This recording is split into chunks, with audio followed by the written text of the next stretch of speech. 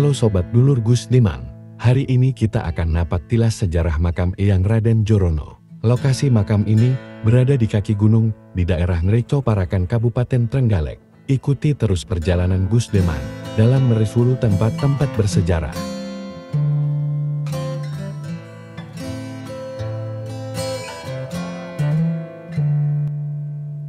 Ini teman-teman, alhamdulillah ini kita perjalanan sudah memasuki kaki gunung ya. Ini jadi teman-teman hati-hati kalau misalkan mau ke sini. Nah, ini terakhir kita sampai di sini karena perjalanan harus kita lanjutkan dengan jalan kaki. Nah, ini yang saya tunjukkan ini adalah Bukit Tumpak Jaran dan Bukit Bendil. Ini disebut Bukit Tumpak Jaran asal mulanya dari Eyang Raden Djorono yang beliau melatih kudanya di gunung ini, di bukit ini, sehingga gunung ini dinamakan Tumpak Jaran. Tumpak itu artinya naik, jaran itu kuda, jadi bahasa Jawa. Nah, teman-teman kalau di sini ini sungainya adalah sungai Tada Hujan. Jadi kalau musim hujan, jalan di sini sangat licin dan disarankan untuk sangat berhati-hati sekali. Nah, kita sekitar 500 sampai 1 kilo kita jalan kaki untuk menuju ke lokasi makam Eyang Djorono. Sedangkan bukit atau gunung Bendil tadi saya menyebutnya lebih ke bukit ya, karena lebih rendah.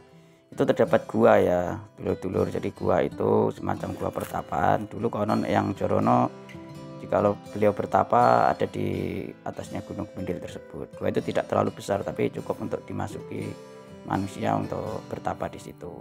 Dan zaman dulu masih lebat banget ya di situ. Nah, kita sudah sampai di makamnya Eyang Djorono. Kita berdoa dulu ya, nanti kita lanjutkan cerita-ceritanya. Ini makamnya sangat sederhana sekali dulur ya. Ada beberapa bagian makam yang mengalami kerusakan, terutama di atap.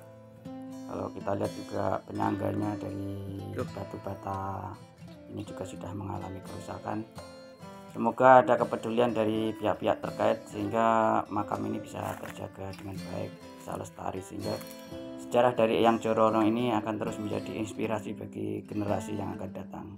Kita hargai jasa para pahlawan kita hargai para leluhur kita yang sangat hebat-hebat ini, itu semuanya. Untuk sejarah dari Eyang Djorono sendiri kita tidak banyak literatur atau referensi yang bisa kita dapatkan. Namun diperkirakan Eyang Djorono ini hidup pada masa Pakubuwono II sampai era Perang Jawa. Ini dimungkinkan karena pada waktu itu, pada era Pakubuwono II dan pada era Pangeran Diponegoro itu setelah perang itu banyak eksodus yang pelarian atau laskar yang menyelamatkan diri ke daerah Trenggalek, termasuk salah satunya adalah Eyang Djorono. Jadi Eyang Djorono ini berasal dari Jawa Tengah dan beliau masih memiliki trah biru atau bangsawan, karena itu gelar beliau adalah Raden Djorono. Tepatnya beliau ini berasal dari Kasunanan Surakarta. Makam ini konon dijaga oleh 2 harimau, yaitu harimau putih dan harimau loreng. Jadi makam ini kalau dalam filosofi Jawa, makam yang dijaga oleh penampakan harimau itu menandakan bahwa beliau itu memiliki kedudukan atau ilmu yang sangat tinggi. Tadi sudah saya jelaskan bahwa Eyang Djorono ini sangat mahir dalam mengendalikan kuda.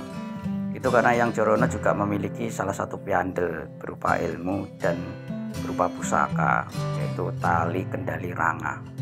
Jadi ada satu kisah ketika Belanda itu mau menangkap Eyang Djorono. Waktu itu Eyang Djorono sedang melakukan tebang kayu ya. Jadi untuk kepentingan masyarakat, beliau mengerahkan masyarakat untuk menebang kayu jati waktu itu.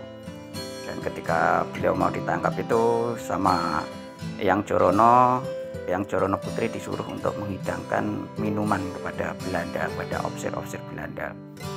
Nah, sebelum dihidangkan sama Eyang Djorono, air yang dihidangkan itu dikasih doa dulu dengan ajian atau pusaka tali kendali ranga.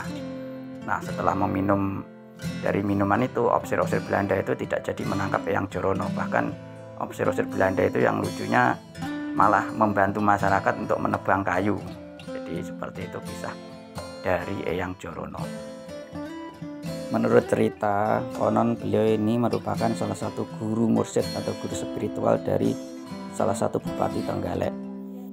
Dan itu tidak mengherankan ya, karena dengan kedalaman dan ketinggian ilmunya dari Yang Jorono, beliau bisa dianggap sebagai sesepuh atau sebagai orang yang ngerti, seperti itu.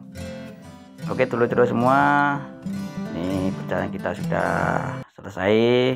Kita ketemu kapan-kapan lagi dalam napak tilas sejarah yang lain. Mungkin dari teman-teman atau dulur memiliki referensi sejarah dari Yang Jorono atau tempat-tempat yang lain, boleh di share di kolom komentar dan kita akan napak tilas kembali. Terima kasih. Walau alam bisawab. Wassalamualaikum warahmatullahi wabarakatuh.